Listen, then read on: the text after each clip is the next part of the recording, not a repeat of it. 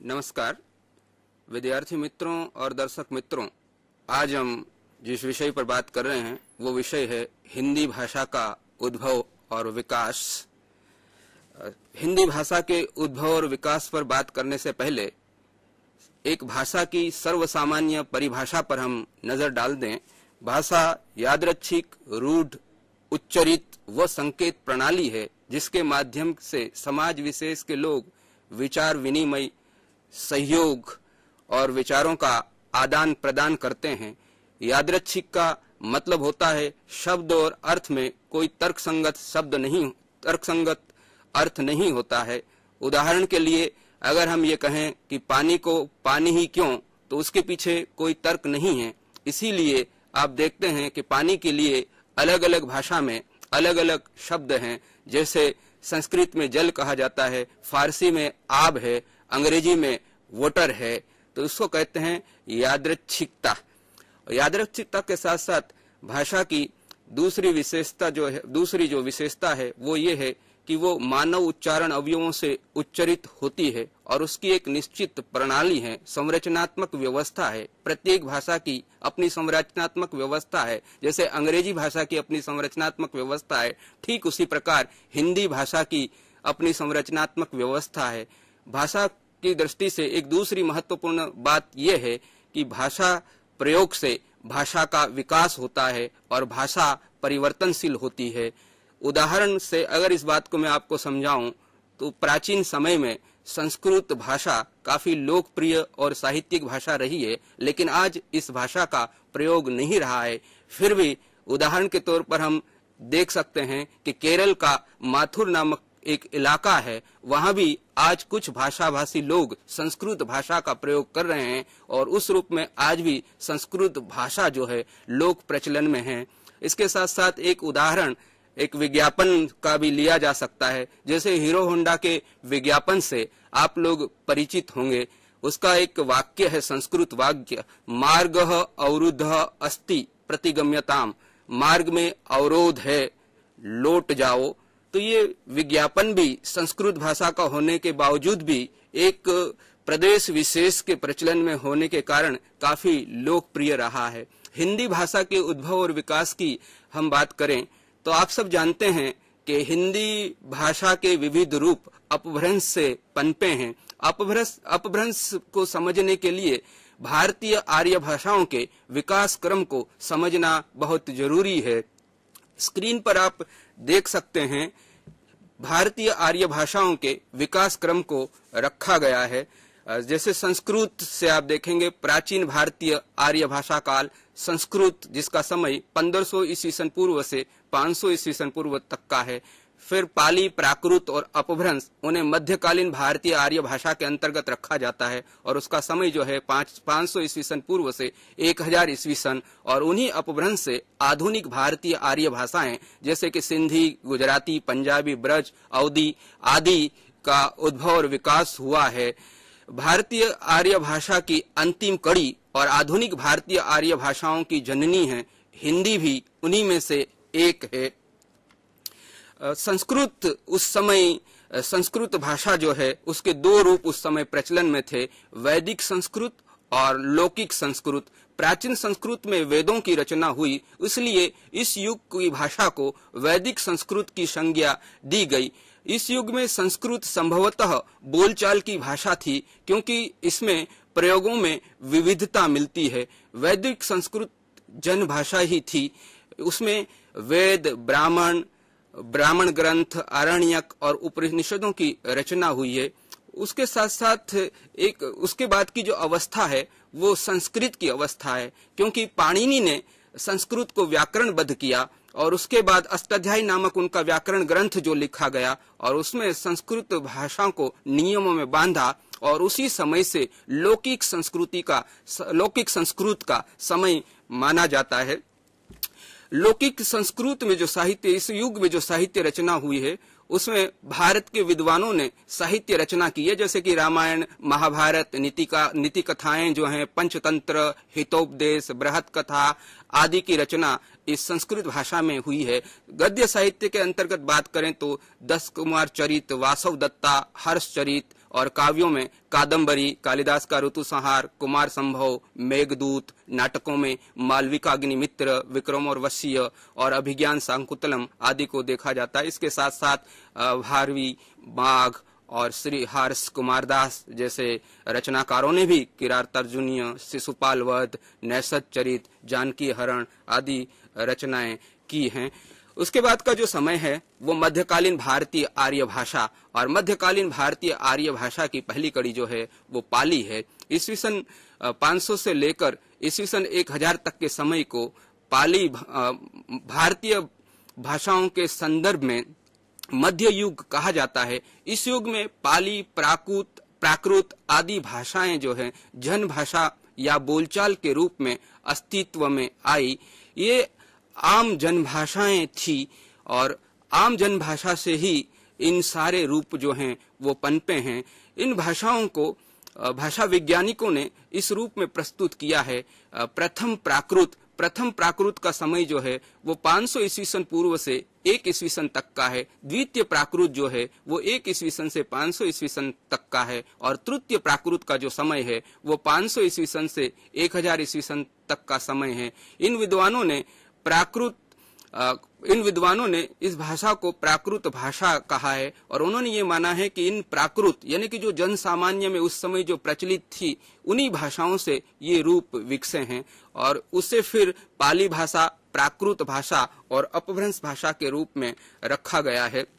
पाली भाषा, वैसे पाली शब्द जो है वो पालना धातु से बना हुआ है, क्योंकि भगवान बुद्ध के जो वचन हैं वो पाली भाषा में सुरक्षित हैं, और पाली भाषा में 3 बौद्ध धर्म के आधार ग्रंथों की रचना हुई है, जिसे त्रिपिटक कहा जाता है। सूत, विनय और अभिधम्म जो है वो उसी के अंतर्गत आएंगे। अनुपिटक में जातिक, मिलिंद, षष्ठी महावंश आदि जो हैं, पद्म महावंश आदि जो हैं वो बौद्ध धर्म के आधार ग्रंथ है, और उनकी भाषा जो है वो वैदिक संस्कृत की काफी निकट मानी जाती है। इसके साथ साथ उस समय सम्राट अशोक के शिलालेखों की जो भाषा है उसमें भी हमें पाली भाषा के दर्शन होते हैं, क्योंकि जितनी भी शासन संबंधी सूचनाएं या धार्मिक सूचनाएं उस समय जन सामान्य तक शिलालेखों के माध्यम से पहुंचाई जाती थी, इसलिए शिलालेखों में भी हमें उस समय की पाली भाषा के दर्शन होते हैं। पाली भाषा के वैसे 3 अलग अलग रूप उस समय प्रचलित थे, पूर्वी, पश्चिमी और पश्चिमी उत्तरी। पूर्वी, पश्चिमी और पश्चिमी उत्तरी 3 अलग अलग रूप थे। उसके बाद जो है वो प्राकृत है। प्राकृत वो भाषा है जो प्रकृति के अनुरूप हो, अर्थात जो सहज हो, जो जन जीवन की भाषा हो, उसको प्राकृत भाषा कहा जाता है। पाली में भी कुछ भेद, पाली में जैसे कुछ भेद मिलते हैं, लेकिन प्राकृत के समय तक आते आते प्राकृत जो है वो कई क्षेत्रीय रूपों में विकसित हुई। इसी कारण हम उन्हें बहुवचन में प्राकृत भाषाएं कहते हैं। भाषा विज्ञानों ने प्राकृत भाषाओं के कई स्थानीय प्रयोगों के आधार पर उनके निम्नलिखित भेद माने हैं, जैसे कि शोरसेनी, आप देख सकते हैं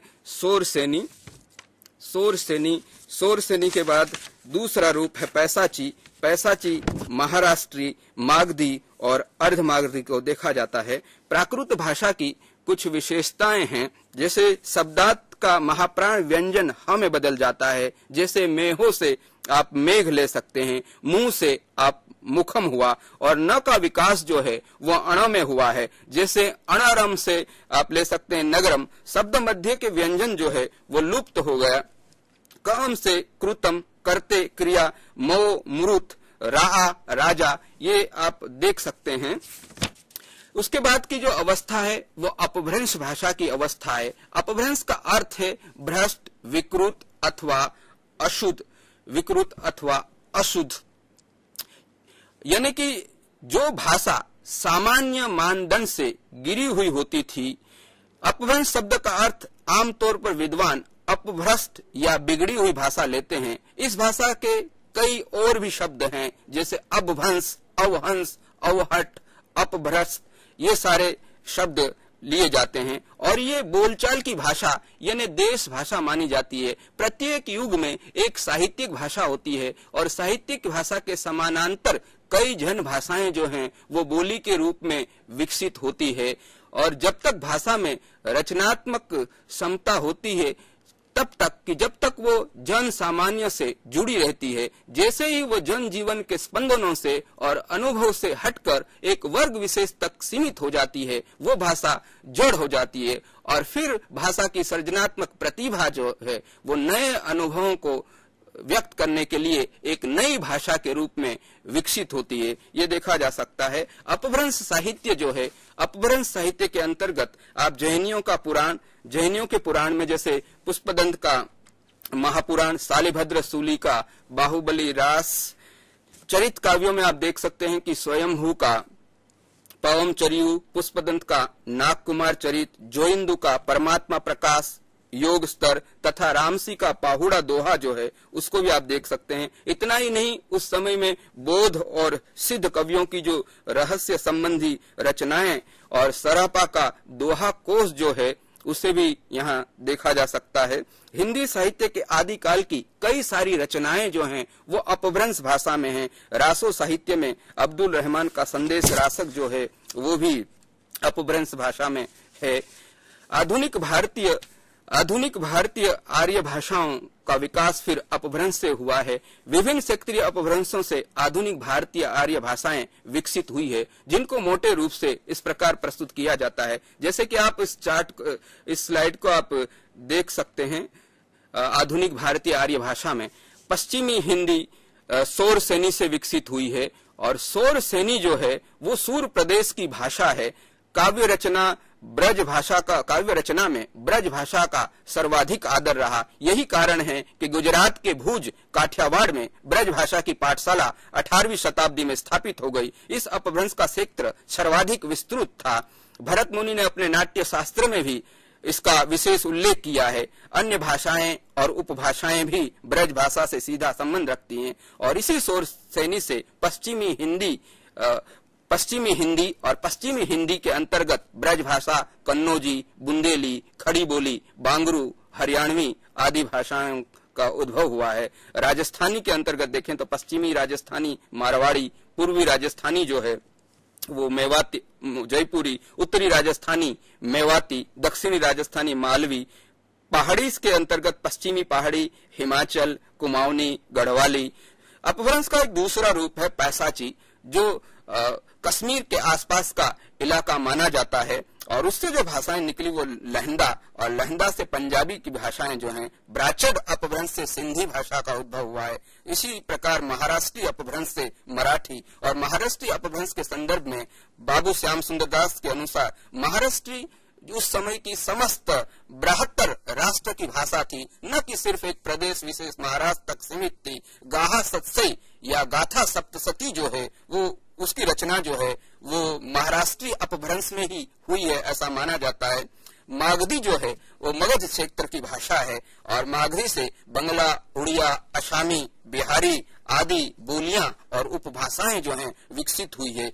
अपभ्रंश का एक और रूप है अर्धमागधी, और अर्धमागधी जो है वो सौर सेनी और मगध क्षेत्र के बीच की भाषा होने के कारण उससे अर्धमागधी का नाम दिया जाता है। और इसी अर्धमागधी से पूर्वी हिंदी की जितनी बोलियां हैं, जैसे कि हिंदी, अवधी, बघेली, छत्तीसगढ़ी, ये जो उपभाषाएं हैं वो सारी के सारी अर्धमागधी से ही निश्रित हैं। हिंदी भाषा के ये मैंने आपको पाली, प्राकृत और अपभ्रंश की एक रूपरेखा आपके सामने प्रस्तुत की, ताकि आप समझ सकें कि संस्कृत से लेकर विभिन्न भारतीय आर्य भाषाओं तक की यात्रा किस रूप में तय हुई है, उसकी एक रूपरेखा मैंने आप लोगों के सामने रखने की कोशिश की है। हिंदी भाषा के विकास को समझने के लिए वैसे साहित्य का आधार लेना बहुत जरूरी है, क्योंकि साहित्य के माध्यम से ही हम भाषा का अध्ययन करते हैं। वैसे हिंदी भाषा के विकास की कहानी जो है वो 1000 ईस्वी सन के आसपास शुरू होती है, लेकिन हिंदी और अपभ्रंश के बीच की जो स्थिति है उसे अवहट नाम से जाना जाता है।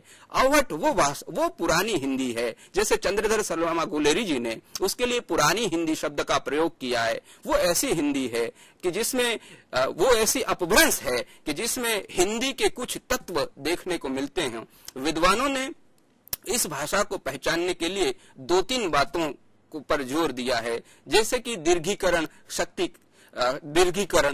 जैसे कर्म से काम हुआ, हथ से हाथ हुआ, ये है। दूसरा तत्सम प्रधानता है। तीसरी बात यह है कि परसर्गों की बहुलता है। यही सारे ऐसे लक्षण हैं कि जो अपभ्रंश से हिंदी को अलग करते हैं, और वहीं से फिर ये माना जाता है कि हिंदी भाषा की धीरे धीरे शुरुआत होती है। हिंदी भाषा के उद्भव और विकास को सामान्यतः 3 भागों में विभाजित किया जाता है। हिंदी का आदिकाल जो है वो 1000 ईस्वी सन से 1500 ईस्वी सन तक का माना जाता है। हिंदी का मध्यकाल जो है वो 1500 ईस्वी सन से 1800 ईस्वी सन तक का, और आधुनिक काल जो है वो 1800 ईस्वी सन से आज तक का माना जाता है। हिंदी का आदिकाल की अगर बात करें, साहित्यिक दृष्टि से बात करें, तो वो 11वीं सदी का समय था, और 11वीं सदी से पहले ही भारत में मुसलमानों का आक्रमण शुरू हो गया था, और मुसलमानों के आगमन के साथ ही यहाँ हिंदी के कई और रूप भी पनपे। जैसे मुसलमानों की उस समय की भाषा, उनकी जो भाषा थी वो राजभाषा फारसी थी, लेकिन उस समय हिंदी के जो कई रूप प्रचलित थे उसमें डिंगल और पिंगल प्रमुख है। डिंगल वो रूप राजस्थानी का वो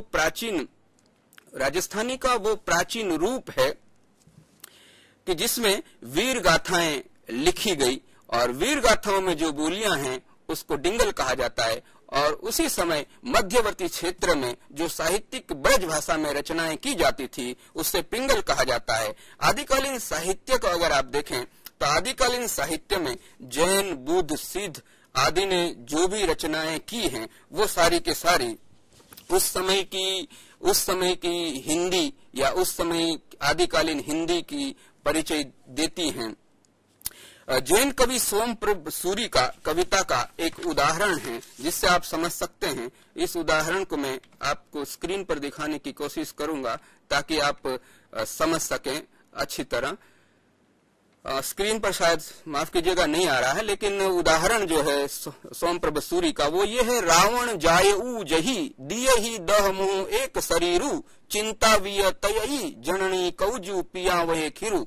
यानी कि जिस दिन 10 मुंह और एक शरीर वाला रावण पैदा हुआ उस समय उसकी जननी को ये चिंता हुई कि दूध किसे पिलाऊं, दूध किसमें पिलाऊं।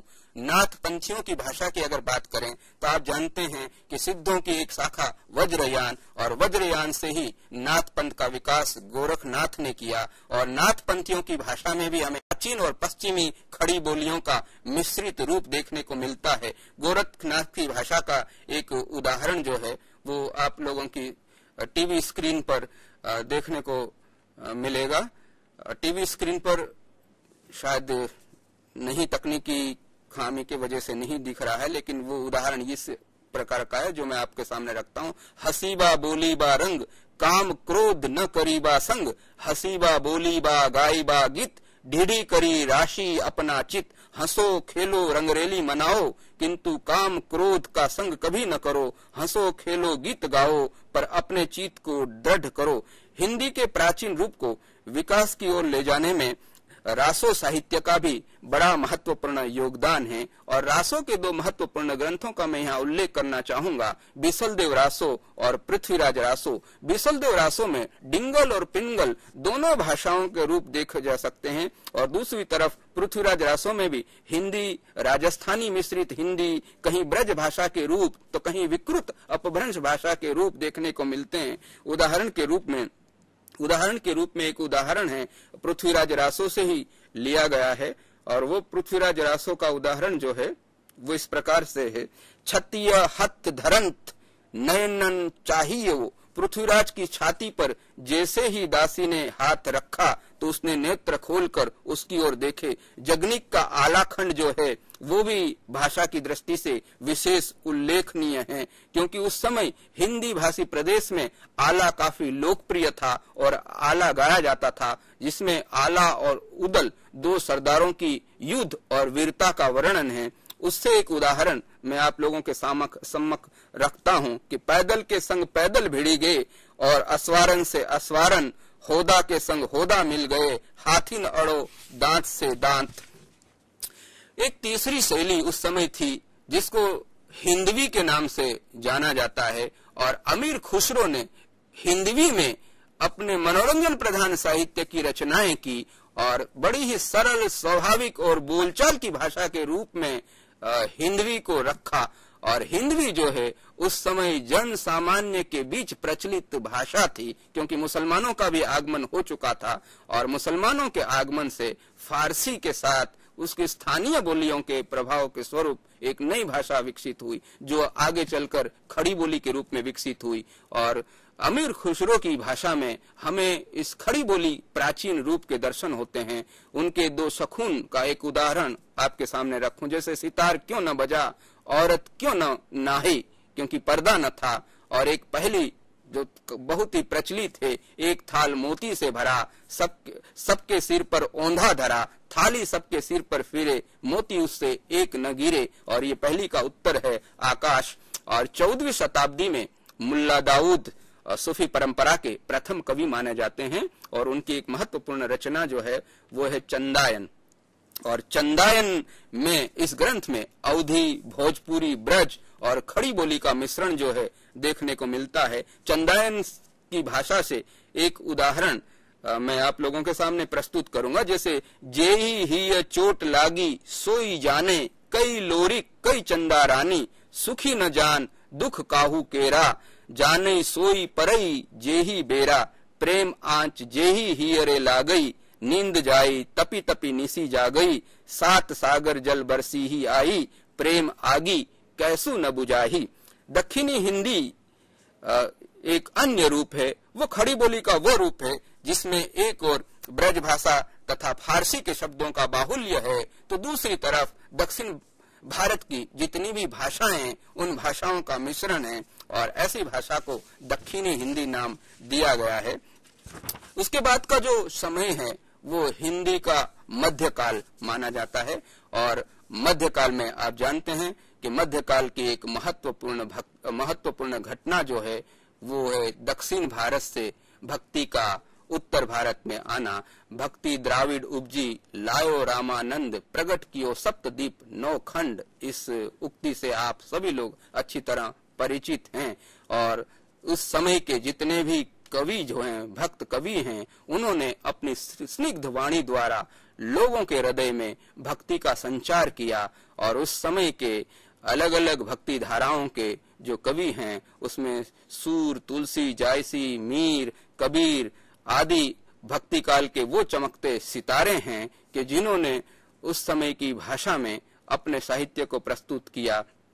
रीतिकाल में अगर आप देखें तो रीतिकाल में बिहारी, मतीराम, घनानंद, देव, भूषण आदि ने ब्रज भाषा में काव्य रचनाएं की है। और रीतिकाल में काव्य रचना की भाषा जो है ब्रज रही। और ब्रज भाषा को चमत्कारपूर्ण बनाने में और काव्य रचना के उपयुक्त बनाने में इन रीतिकालीन कवियों का बड़ा ही महत्वपूर्ण योगदान है।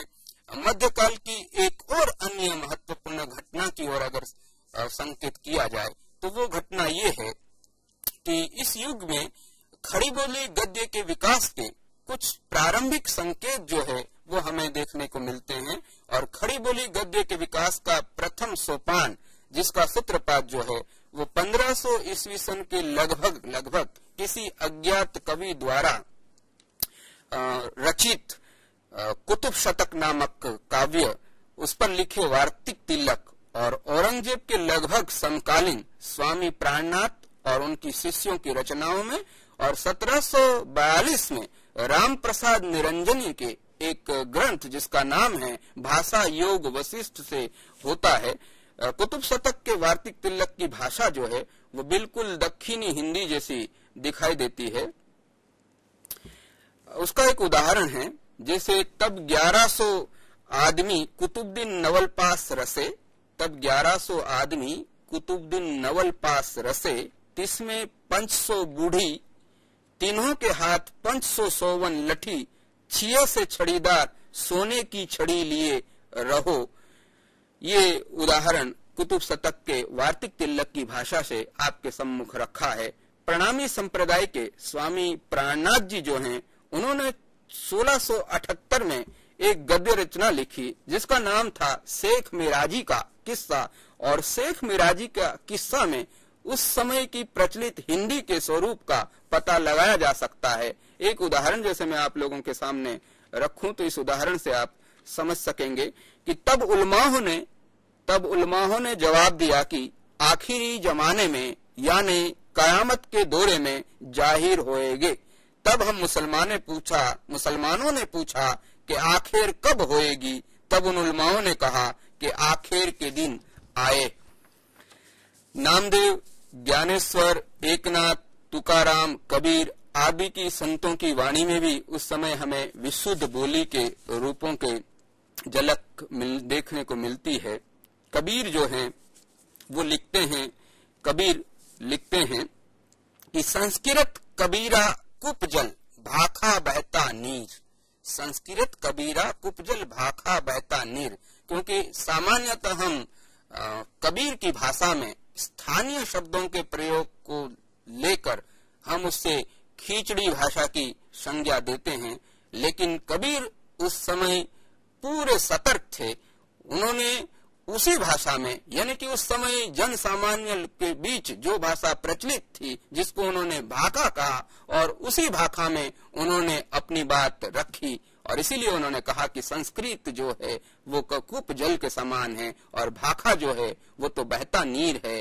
भाषा जो है वो हमेशा परिवर्तनशील होती है और भाषा में रचनात्मक क्षमता जो है वो लगातार निखरती रहती है। और जब भाषा स्थायी हो जाती है और भाषा के प्रयोगकर्ता जो हैं वो फिर उस भाषा के प्रयोग से बचते हैं, तब कोई भी भाषा मृत अवस्था में पहुंच जाती है। मध्यकाल के अनेक कवियों के साहित्य में जाने अनजाने लोक प्रचलित भाषा के खड़ी बोली के तत्व वैसे देखने को मिल जाते हैं। सामान्यतः मध्यकाल में ब्रज और अवधी प्रमुख रूप से साहित्यिक भाषाएं रही हैं। इसलिए साहित्यिक भाषा रही हैं कि वो कृष्ण और राम के जन्म स्थान से जुड़ी हुई है। इसलिए जो भी साहित्य रचना हुई वो उसी प्रांत की भाषाओं में हुई, या तो ब्रज में हुई है, अवधी में हुई है। लेकिन ब्रज और अवधी में रचनाएं होने के बावजूद भी इन रचनाओं में जाने अनजाने कहीं कहीं हमें उस खड़ी बोली तत्वों की झलक जरूर देखने को मिलती है। उदाहरण के रूप में सूरदास का एक पद है, उससे आप इस बात को देख सकते हैं। हे दैया मतवाला योगी द्वारे तेरे आया है, हे दैया मतवाला योगी द्वारे तेरे आया है, देखो मैया तेरा बालक जिन मोय चटक लगाया है। यहाँ आप देखेंगे आपको बिल्कुल लगेगा कि ये जो है पद बिल्कुल खड़ी बोली से मिलता जुलता है। 18वीं सदी में रामप्रसाद निरंजनी ने एक ग्रंथ की रचना की। उस ग्रंथ का नाम था भाषा योग वशिष्ठ, और भाषा योग वशिष्ठ को देखने पर लगता है कि उसकी भाषा सही मायनों में खड़ी बोली हिंदी भाषा है। इस पुस्तक की भाषा के संदर्भ में आचार्य रामचंद्र शुक्ल जी ने लिखा है कि लोगों को ये भ्रम नहीं होना चाहिए कि खड़ी बोली गद्य का विकास अंग्रेजों और फोर्ट विलियम कॉलेज की स्थापना के बाद उन्हीं की प्रेरणा से हुई है, बल्कि खड़ी बोली गद्य का विकास तो उससे बहुत पहले हो चुका था। अंग्रेजों ने तो खड़ी बोली गद्य के विकास के प्रचार प्रसार में महत्वपूर्ण भूमिका निभाई है। निरंजनी की भाषा का एक नमूना जो है वो आप लोगों के सामने रखने से आप स्वयं ये देख सकेंगे कि हे भगवान, आप सब तत्वों और सब शास्त्रों के जानहारो हो, मेरे एक संदेह को दूर करो। मोक्ष का कारण कर्म है कि ज्ञान है, अथवा दोनों हैं, समझाई के कहो। तो इससे आप ये देख सकते हैं। तो ये मध्ययुगीन भाषा का काल रहा है। उसके बाद है आधुनिक युग में। आधुनिक युग में महत्वपूर्ण परिवर्तन ये है कि आधुनिक युग में अंग्रेज शासन जो है वो भारत में स्थापित पूर्ण रूप से हो चुका है, और अंग्रेज शासन की स्थापना के बाद अंग्रेज सरकार द्वारा मुद्रण यंत्रों की स्थापना हुई, और मुद्रण यंत्रों की स्थापना होते ही खड़ी बोली और प्रेस का संबंध स्थापित होता है। दूसरी तरफ महत्वपूर्ण बात यह है कि जन सामान्य को सूचनाएं देने के लिए और प्रशासन चलाने के लिए जन सामान्य की भाषा महत्वपूर्ण भाषा होती है, और इस दृष्टि से अगर कोई उपयुक्त भाषा थी तो वो खड़ी बोली हिंदी ही थी। इसलिए खड़ी बोली हिंदी के विकास के लिए, हालांकि खड़ी बोली खड़ी बोली हिंदी का विकास करना उनका लक्ष्य नहीं था, बल्कि अंग्रेज अफसरों को इस भाषा से परिचित कराना ही उनका प्रमुख उद्देश्य रहा। और इसी उद्देश्य से प्रेरित होकर उन्होंने कॉलेज की स्थापना की। हालांकि फोर्ट विलियम कॉलेज शुरुआत में ओरिएंटल सेमिनरी नामक संस्था के रूप में स्थापित की गई थी और उससे स्थापित किया था लॉर्ड वेलेस्ली ने। और आगे चलकर ये संस्था जो है फोर्ट विलियम कॉलेज के नाम से जानी जाती है। 1802 ईस्वी सन में इस फोर्ट विलियम कॉलेज में मुंशी के पद पर लल्लू जी लाल की नियुक्ति हुई, यानी कि गद्य चतुष्टय जिसके नाम से जिसे आप जानते हैं, सदल मिश्र, इंशाअल्लाह खां, लल्लू जी लाल, सदा सुख लाल, ये गद्य चतुष्टय की नियुक्ति हुई। और इन गद्य चतुष्टयों ने फोर्ट विलियम कॉलेज में कई सारी पुस्तकें प्रकाशित की और इस कॉलेज के मंच से पुस्तकें प्रकाशित हुई और उस रूप में हिंदी भाषा का उद्भव और विकास हुआ। स्वयं गिल क्राइस्ट ने भी 2 पुस्तकें लिखी हैं, एक तो डिक्शनरी ऑफ इंग्लिश एंड हिंदुस्तानी और दूसरा हिंदुस्तानी व्याकरण। ये 2 रचनाएं उन्होंने भी की है। खड़ी बोली गद्य के विकास में ईसाई पादरियों का भी महत्वपूर्ण योगदान माना जा सकता है। 1801 में विलियम केटे ने सबसे पहले न्यू टेस्टामेंट का अनुवाद प्रकाशित कराया। सेंट मैथ्यू तथा जॉन पादरियों ने भी अपने विचारों का अनुवाद करवाया और लोगों के सम्मुख रखा। और ये भी वैसे तो धर्म के प्रचार प्रसार से ही किया गया था, लेकिन धर्म का प्रचार प्रसार लोगों तक पहुंचाने के लिए लोगों की भाषा में ही किया जाता है। इसलिए आप देखते हैं कि जितना भी धार्मिक साहित्य है, चाहे वो आदिकाल में रहा हो या चाहे आधुनिक काल में रहा हो, चाहे वो सिद्ध हो, बौद्ध हो, नाथों का हो या फिर ईसाई पादरियों का हो, उन सभी लोगों ने अपने धार्मिक सिद्धांतों का प्रचार प्रसार या धार्मिक बातों को लोगों तक पहुंचाने के लिए लोगों की भाषा को ही अपनाया और उस रूप में हिंदी भाषा का भी क्रमशः विकास होता चला गया। तो सेंट मैथ्यू और जॉन ने भी अपने विचारों का अनुवाद कराया, प्रकाशित कराया और जन सामान्य तक उसे पहुंचाया और इस रूप में फिर धीरे धीरे हिंदी भाषा खड़ी बोली का भी विकास होता चला गया। 1854 ईस्वी सन में हिस्ट्री ऑफ बाइबल का अनुवाद सामने आया। लोगों की शिक्षा के लिए स्कूल कॉलेज खुलवाए और विभिन्न विषयों की उन्होंने पुस्तकें भी तैयार की। इस दृष्टि से मिशनरियों का भी बड़ा ही महत्वपूर्ण योगदान रहा है। 1801 से लेकर 1823 तक ईसाई मिशनरियों ने न सिर्फ हिंदी में बल्कि अवधी, ब्रज, बघेली, मारवाड़ी, कन्नौजी आदि सभी भाषाओं में धर्म प्रचार से संबंधित लाखों पुस्तकें छपवाई हैं। इसी के साथ साथ पत्र पत्रिकाओं का भी खड़ी बोली के विकास में महत्वपूर्ण योगदान रहा है। आधुनिक काल में आप अच्छी तरह से परिचित होंगे कि हिंदी साहित्य जो है वो पत्रकारिता का पल्लू पकड़कर ही धीरे धीरे विकसित हुआ है। आधुनिक युग के जितने भी साहित्यकार हैं, भारतेंदु से लेकर महावीर प्रसाद द्विवेदी आदि सभी ने अपनी पत्रिकाओं के माध्यम से ही हिंदी साहित्य को लोगों के सम्मुख रखने का प्रयास किया है और 19वीं सदी के पूर्वार्ध में पत्रकारिता का उदय होता है। और आप परिचित होंगे कि हिंदी का पहला पत्र पंडित युगल किशोर शुक्ल ने 30 मई 1826 को कलकत्ता से प्रकाशित किया, जिसका नाम था उदंत मार्तन। और उदंत मार्तन का अर्थ होता है उगता हुआ सूर्य। और दुर्भाग्य रहा कि ये समाचार पत्र जो है 4 दिसंबर 1827 को बंद हो गया और बहुत कम समय में ग्राहक न मिलने के कारण इस पत्र को बंद करना पड़ा।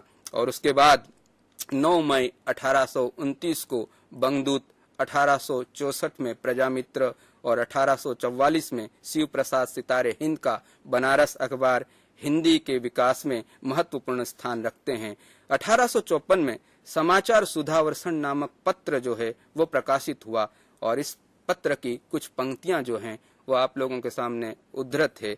जैसे, यही सत्य हम लोग अपनी आंखों से प्रत्यक्ष महाजनों की कोठियों में देखते हैं कि एक की लिखी हुई चिट्ठी दूसरा जो है वो जल्दी बांच नहीं सकता। तो ये मैंने आप लोगों के सामने क्रमशः हिंदी भाषा के उद्भव और विकास को जो है साहित्य के माध्यम से रखने की कोशिश की है।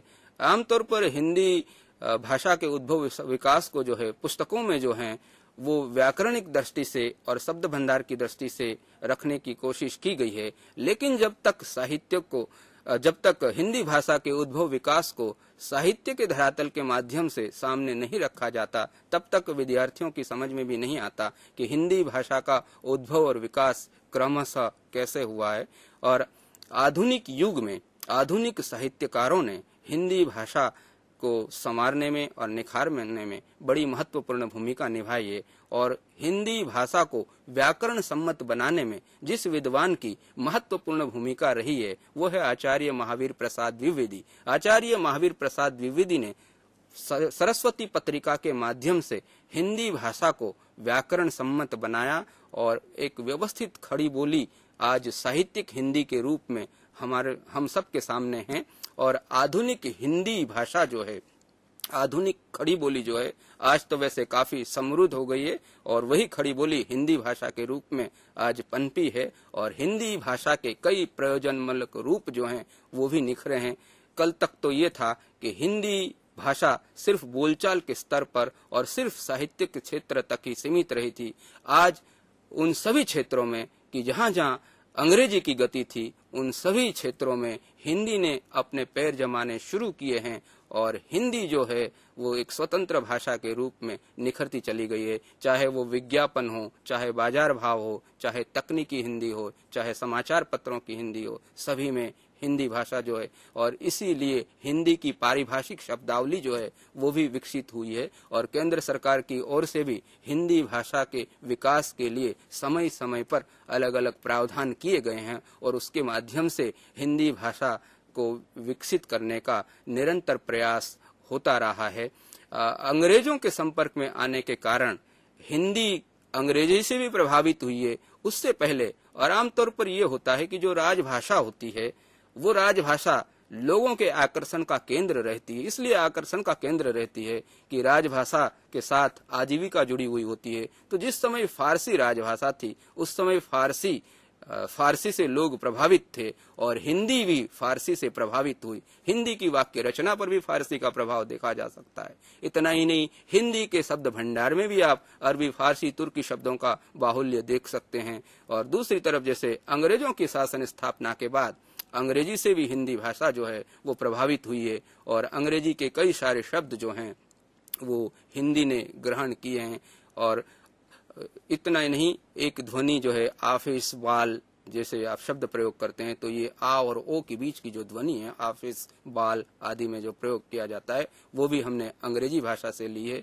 और वाक्य रचना जो है वो भी अंग्रेजी भाषा से प्रभावित हुई है। तो कुल मिलाकर हिंदी की संस्कृति जो है, हिंदी भाषा की जो प्रकृति है वो लचीली प्रकृति रही है और हिंदी ने सभी से ग्रहण किया है और सभी से ग्रहण करते हुए हिंदी जो है वो निरंतर विकास के पथ पर अग्रसर हुई है और आज एक विकसित भाषा के रूप में हमारे सामने उपस्थित है। तो ये संक्षेप में मैंने हिंदी भाषा के उद्भव और विकास की परंपरा को या हिंदी भाषा के उद्भव और विकास की रूपरेखा को आप लोगों के सामने रखने की कोशिश की है। आशा करता हूं कि मेरे इस व्याख्यान से हिंदी भाषा के उद्भव और विकास को समझने में आपको अवश्य सहायता मिलेगी। और इसी के साथ ही मैं यहाँ अपना व्याख्यान पूर्ण करता हूँ। अस्तु। जय हिंद।